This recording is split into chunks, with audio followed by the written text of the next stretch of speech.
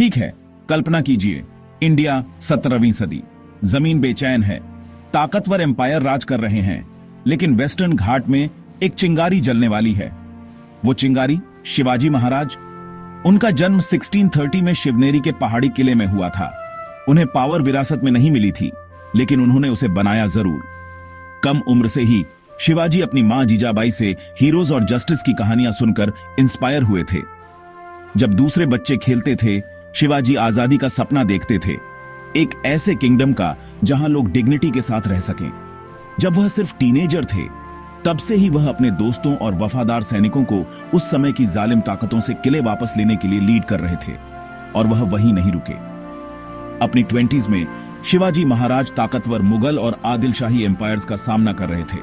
जरा सोचिए, गिनती में कम, हथियारों में कम, लेकिन अक्ल में कभी कम नहीं। उनका सीक्रेट, गेरिला वॉरफेयर। शिवाजी ने सरप्राइज अटैक्स, क्विक गेटअवेज और पहाड़ों को अपनी हथेली की तरह जानने की कला में महारत हासिल कर ली थी। लेकिन शिवाजी महाराज सिर्फ एक वॉरियर नहीं थे, वह एक विजनरी रूलर थे। उन्होंने एक स्ट्रांग नेवी बनाई, अपने लोगों की रक्षा की और सभी धर्मों का सम्मान किया। उनका एडमिनिस्ट्रेशन एफिशिएंट, फेयर और अपने लोगों की भलाई पर फोकस था।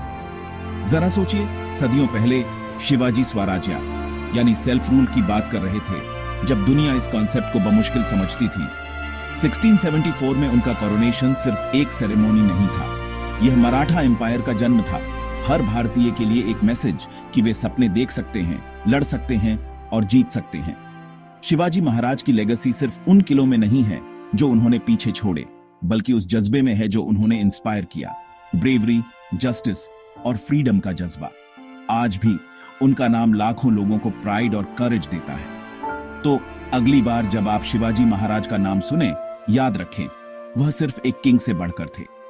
वह एक लेजेंड थे जिन्होंने हिस्ट्री को आकार दिया, और उनका एपिक जीवन हम सभी को याद दिलाता है, एक इंसान विजन और करेज के साथ दुनिया बदल सकता है। यह है शिवाजी महाराज की कहानी, वह माउंटेन किंग जो होप का एक इटर्नल सिंबल बन गए।